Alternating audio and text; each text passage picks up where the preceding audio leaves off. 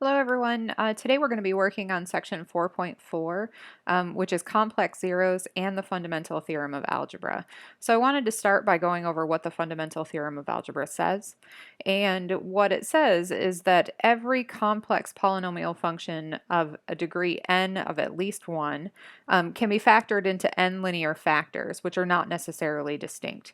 So in its factored form, a function can look like f of x is equal to a sub n times x minus r1 times x minus r2 all the way up to x minus rn.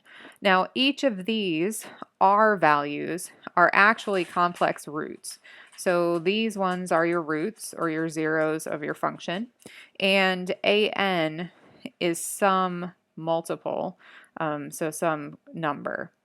And if you are looking at this particular polynomial, these roots have to be complex numbers. Now, complex numbers, remember, take the form of something like 3 plus 4i, where I is the square root of -1. So recall.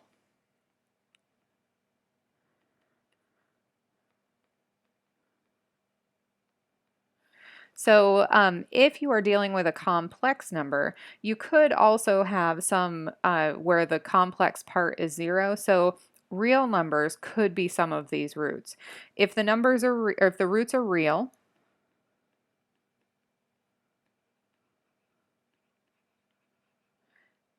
then we have a place where the function touches the axis. So like in section 4.3.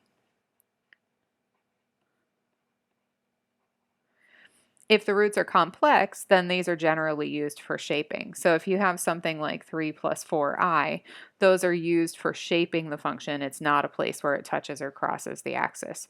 But all functions will factor into that many factors. So if you have a fifth degree polynomial, it will factor into 5 parentheses, with some of them potentially being complex numbers.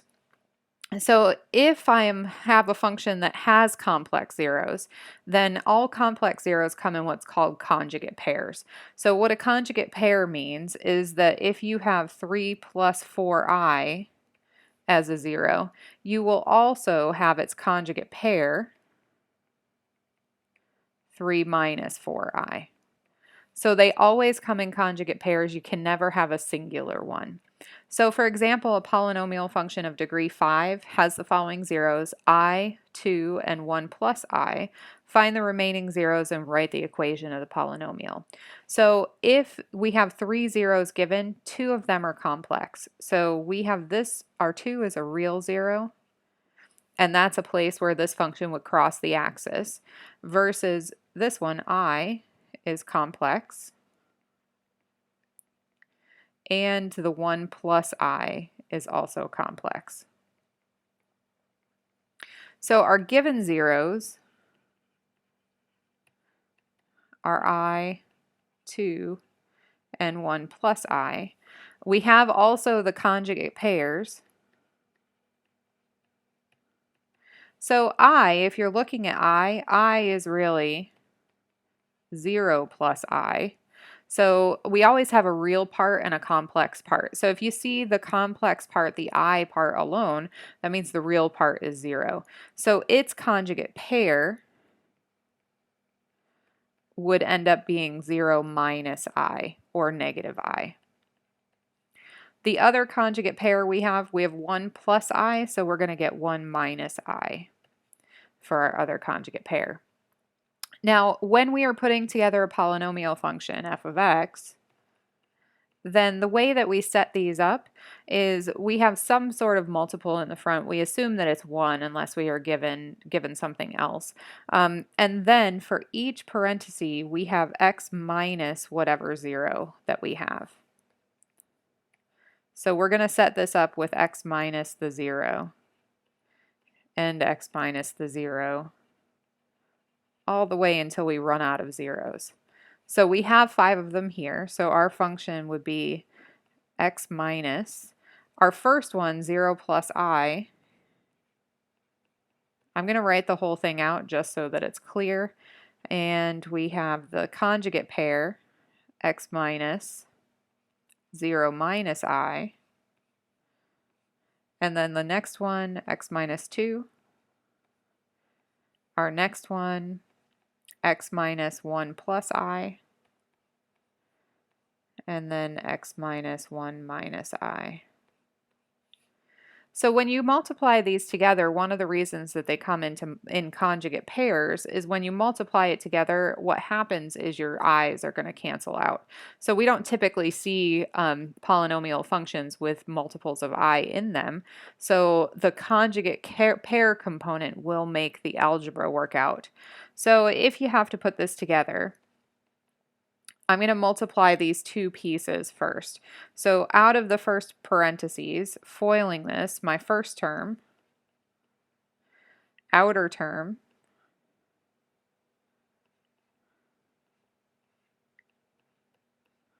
inner term,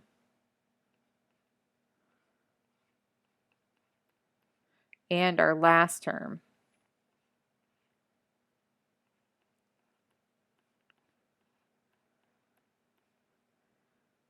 So this is our first piece.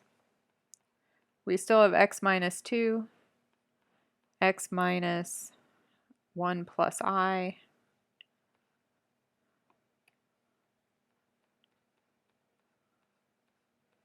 x minus 1 minus I. All right, looking at this, I'm going to do some distribution here. Now, a lot of these things are going to cancel out because I have zeros. So, for example, x squared minus x times 0 is just 0. So negative x times negative I get plus xi. Looking at this next one, I have x times 0 again, so 0. And multiplying this in, I have minus x times I. Looking at the foiling at the end, 0 times 0 gives me 0. 0 times negative I, also 0.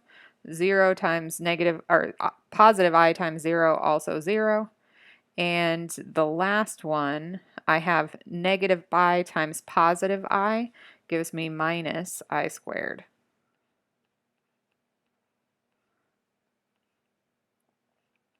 X plus 2, x minus 1 plus I,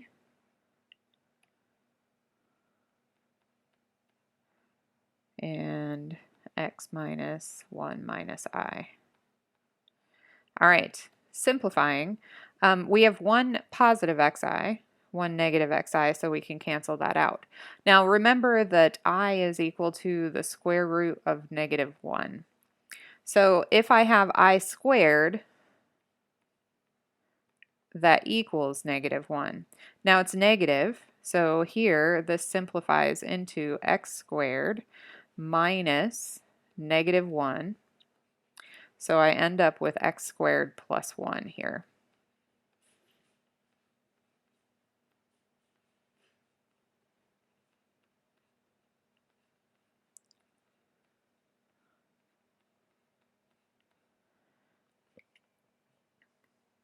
All right, our first term, x squared plus 1.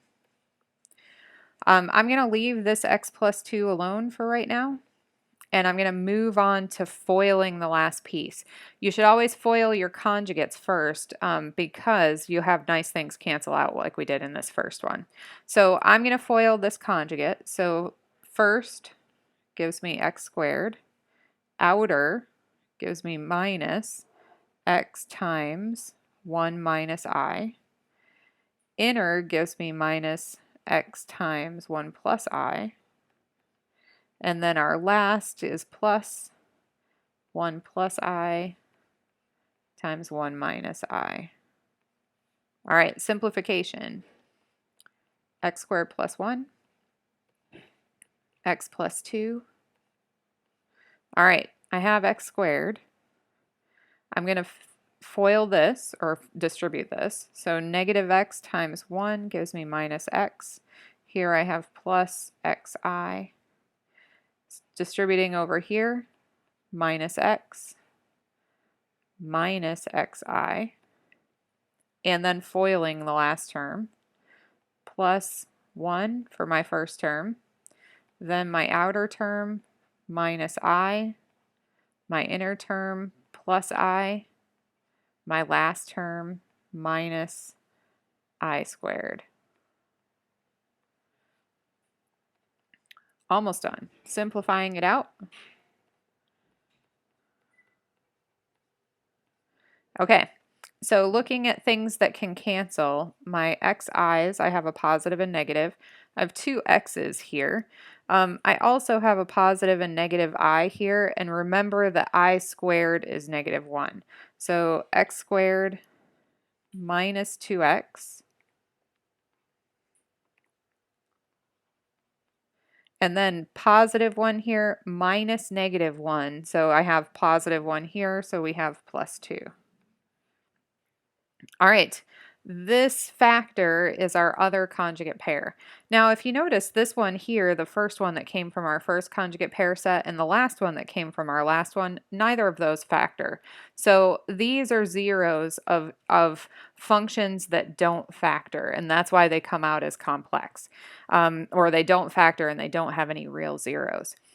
Now I can FOIL the rest of this together if needed, and I'm gonna put that off for now, but if you need to multiply all of this together, remember that the key to distributing all algebraic factors is to be slow and steady. So if I were going to multiply these together, and I'll do the first step, the first thing I would do is FOIL these two. So foiling those, x cubed outer 2x squared inner and last, and then I would multiply this result, x squared minus 2x plus 2,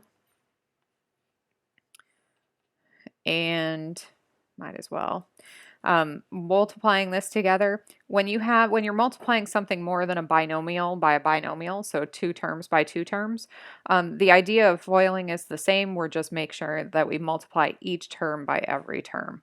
So first terms, x to the fifth, x cubed times x squared. Then I'm going to work on this x cubed all the way across. So minus 2x to the fourth times the last one plus 2x cubed. Then I'm starting with the 2x squared term. So plus 2x to the fourth minus 4x cubed plus 4x squared. Then I'm working on the x term. So plus x cubed minus 2x squared plus 2x, and then the 2 finally. So plus 2x squared minus 4x plus 4. And then we simplify like terms, and then we're done. So x to the fifth. On x to the fourth, I have -2 and +2, so those cancel. X to the third, +2, -4 gives me -2. And a +3 gives me -1, so minus x cubed. And then we have squared, so I have a +4 and a -2, so I have plus 2x squared. Oh, a plus another 2, so plus 4x squared. That is one of the reasons that I cross them off as I go along, because sometimes you do miss one and it saves you some mistakes. All right, and then +2 and -4, so minus 2x and plus 4. So that's my whole polynomial function. All right, now sometimes you have to go in the reverse. So if I want to find all the zeros and write the function in factored form, given some polynomial, the first thing I want to do is I want to try the techniques from section 4.3. So I want to look for any real zeros. So I have f of x is equal to x to the fourth plus 2x cubed plus 22x squared plus 50x minus 75. So remember that you can find our potential rational zeros by making the ratio of the factors of whatever is in front of your leading term and whatever is your constant term. So if you don't have a leading term other than 1, remember those are all going to be whole numbers that are factors of whatever your constant is. So I'm looking for factors of 75 here. So we have plus and minus 1, plus and minus 3, plus and minus 5, plus and minus 15, and plus and minus 25, and plus and minus 75, but I don't think that we're going to be going that far, but we will list it down as a factor, of course. All right, so if I am looking at this particular number, I have 75 for my last factor. So, I mean, potentially you could have 1 as a factor, but I want to try with some bigger numbers. I'm going to try 5 first, just because it's a reasonably high number, and we'll see if we can reduce it down to a 3rd degree polynomial. So let's try 5.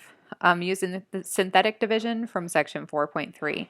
So my factors, or my coefficients, are 1, 2, 22, 50, and negative 75. So dropping down the 1, multiplying.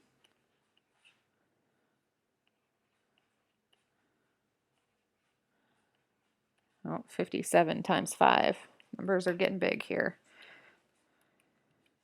285. I can tell already that this is not going to be 1. So 285 gives me 335. Times that by 5.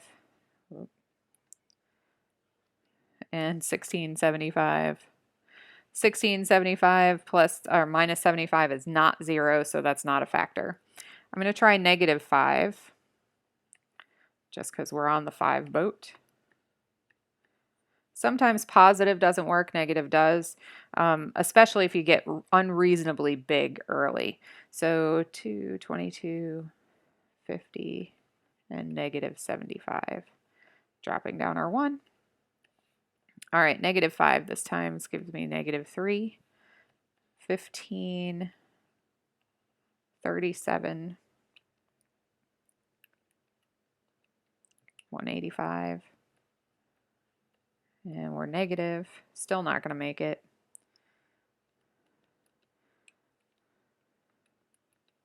135.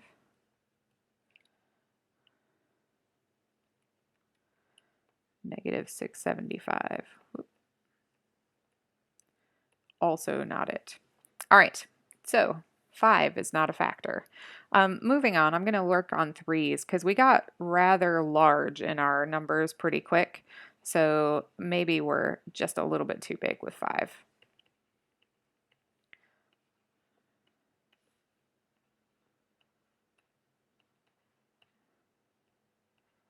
All right, 37 times 3 this time gives me 111. We're still too big.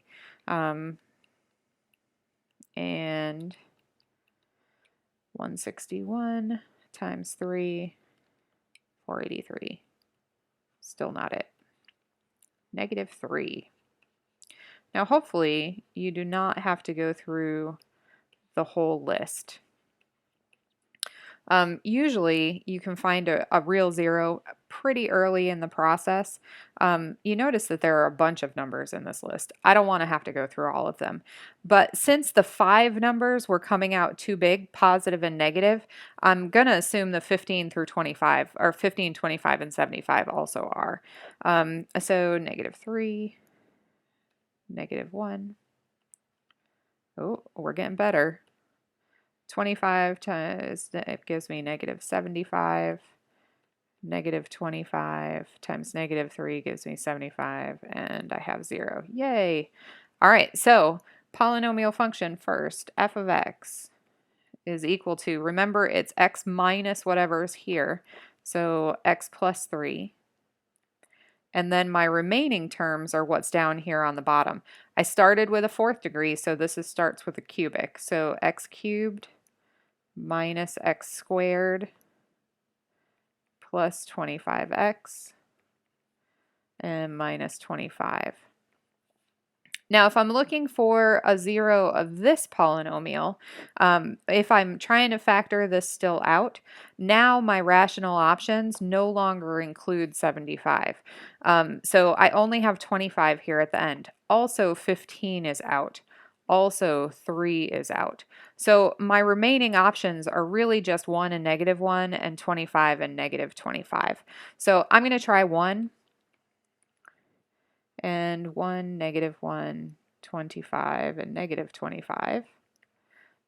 Dropping down my 1, 1, 0, 0, 25, 25, and 0. So check, 1 is a factor.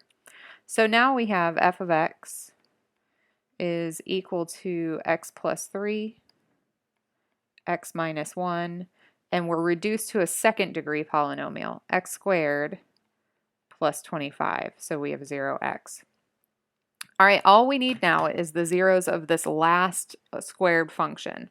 Now, if we set that function equal to 0, this looks like the difference of squares, but it's a positive number in here, so I don't have x plus a minus 5. X squared plus 25 equal to 0 gives me x squared is equal to -25. In the last section, that would mean that there's no real solutions, but now we're looking for complex ones. So taking the square root, x is equal to positive and negative square root of 25, -25. Now remember that I is equal to the square root of -1. So if we're trying to break this down, I have plus and minus. In here, I can break 25 into, or -25 into 25 times -1. So I really have 25 times -1, and we can split that into the square root of 25 times the square root of -1. Make that a 1 and not an I.